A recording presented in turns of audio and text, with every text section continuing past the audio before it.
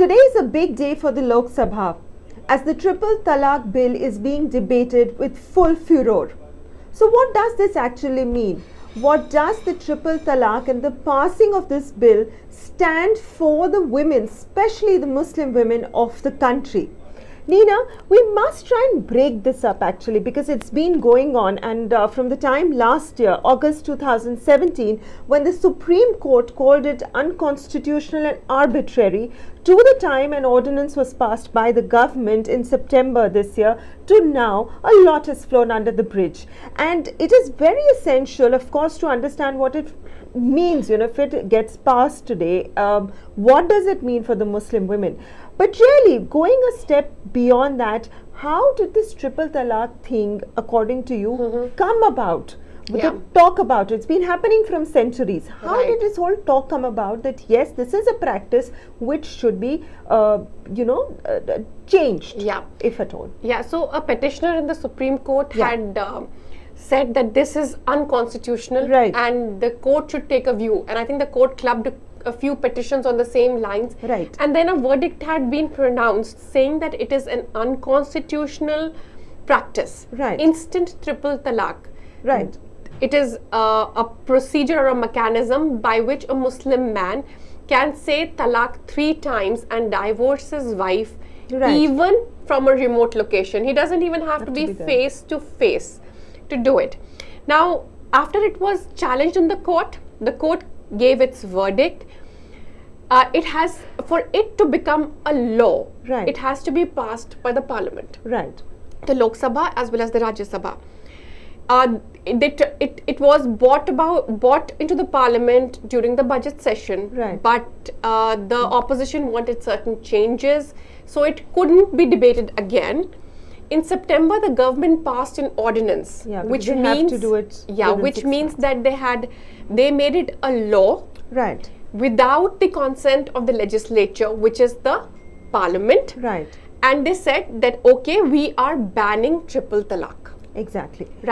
And from September to now, that after September, it is only now that the parliament has come into session, and by it is written in the constitution that the government now has to bring it into the parliament and get it passed within a time frame. But so that's the legal part of it. But really coming out of it, Nina, I truly feel that the Triple Talaq is something which is a way forward. Now, for centuries on, it's been going on. A man, as you said, even remotely can just say Triple Talaq, Talaq, Talaq, Talaq, and off you go. Neither is he bound to look after the maintenance of the woman or her future or anything. He can just leave her in the lurk and move out of the space. So yes, from that perspective, there are a lot of things that will go in the favor of women, because at the end of it, we're also talking about fundamental rights of any human being, male or female or otherwise, in this country.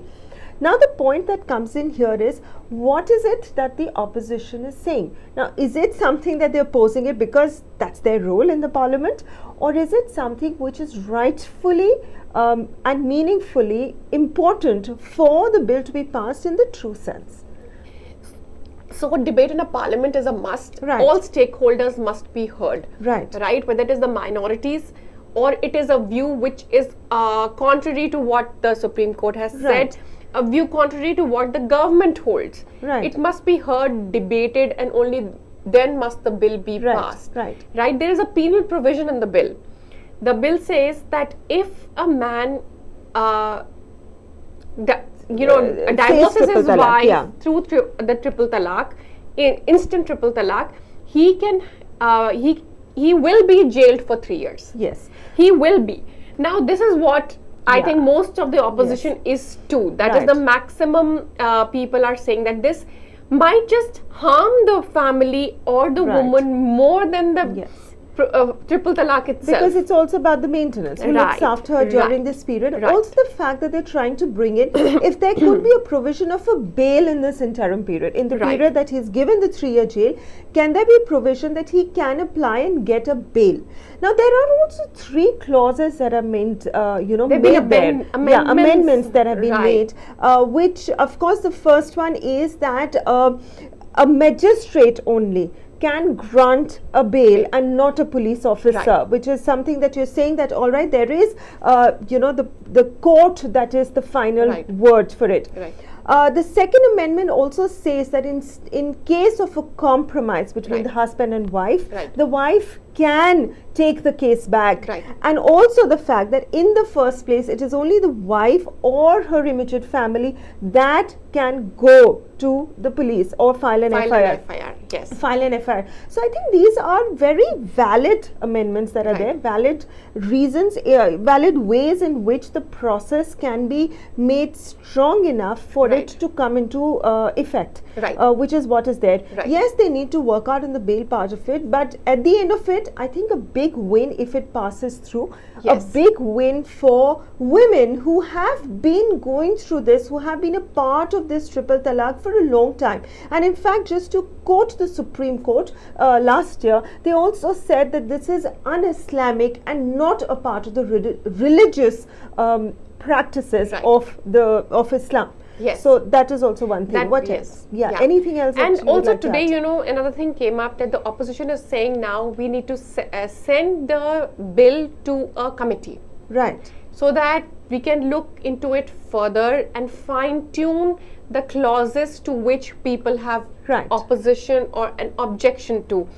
Now, the speaker has of course said that when a similar bill has been already passed in the Lok Sabha, there is no need for it to go to a committee. Let's see what comes out of it. There'll be debate, and there will be all the elected members will have their say, as they should.